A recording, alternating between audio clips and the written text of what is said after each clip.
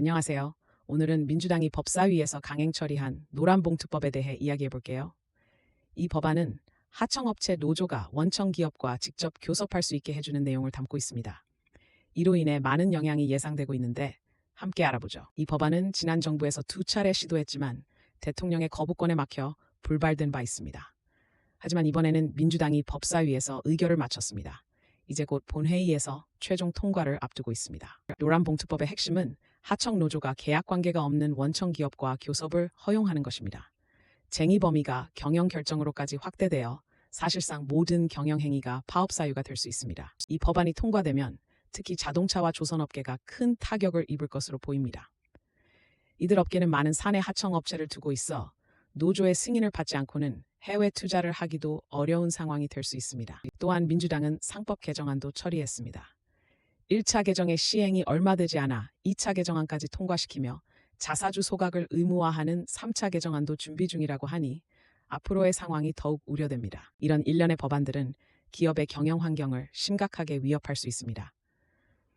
특히 제조업 분야는 글로벌 경쟁에서 뒤처지면 회복이 힘든 만큼 이러한 법안들이 기업들에게 미치는 영향은 결코 가볍지 않습니다. 결론적으로 민주당은 지금이라도 기업과 산업 전문가들의 의견을 수렴하고 수기하는 과정을 거쳐야 할 필요가 있습니다. 그 과정을 통해 법안이 더 나은 방향으로 발전될 수 있기를 바랍니다. 여러분도 이 법안에 대해서 관심을 가지시고 관련된 정보들을 계속해서 확인해 보세요. 변화하는 노동 환경에 대해서 우리가 함께 생각해보는 계기가 되었으면 좋겠네요. 노란봉투법이 통과되면 기업들이 느끼는 부담감은 더욱 커질 것입니다.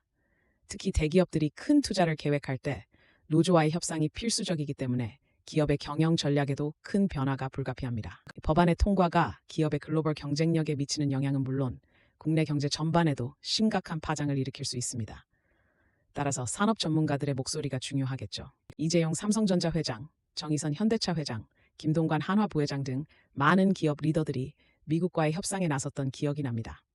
그동안의 노력이 무색해질 위기에 처해 있습니다. 이번 법안은 단순히 노동 문제를 다루는 것이 아니라 기업의 경영 의사결정에까지 영향을 미치게 될 것입니다. 이는 기업들이 신속하게 시장 환경에 적응하기 어렵게 만들 것입니다. 더욱이 민주당이 준비 중인 3차 개정안은 기업의 자사주 매입을 의무화한다고 하니 기업의 자율성과 유연성을 더욱 제한할 것으로 보입니다. 이런 경향은 계속해서 기업 환경을 악화시킬 수 있습니다. 노란봉투법이 시행되면 파업 발생의 가능성이 높아지며 경영이 복잡해질 것입니다.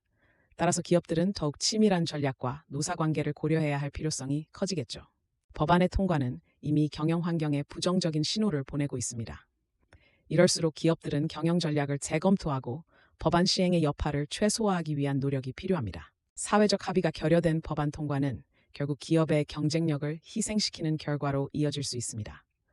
민주당은 더 이상 일방적인 진행을 지향해야 한다는 점을 명심해야 합니다. 이와 같은 변화에 대해 기업의 리더들은 미리 준비해 두어야 하며 적응력과 유연성을 갖춘 경영 전략이 필요합니다. 변화하는 환경에 발빠르게 대응해야 하겠죠.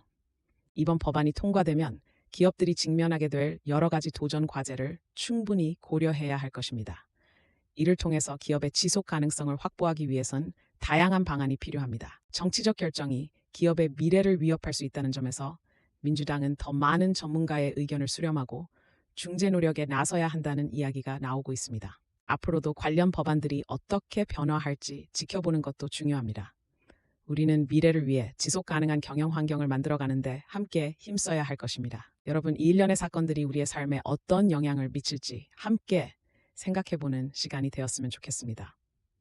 모두가 함께 참여하고 의견을 나누는 것이 중요합니다. 마지막으로 안 좋은 경향이 지속된다면 우리는 기업의 글로벌 경쟁력에 큰 타격이 올 것이라는 점을 잊지 말아야 합니다.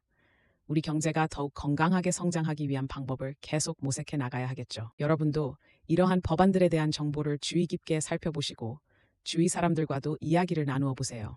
다양한 의견을 나누는 것이 중요합니다. 이제 우리 모두가 행동할 때입니다. 어려운 여건 속에서도 경쟁력을 유지해온 업종들을 보호하기 위해 목소리를 내고 필요한 변화에 함께 힘을 합칩시다. 오늘도 시청해주셔서 감사합니다. 앞으로도 관련 소식에 귀 기울이며 뉴스와 정보를 잘 살펴보는 우리의 자세가 중요할 것입니다. 다음에 또 만나요.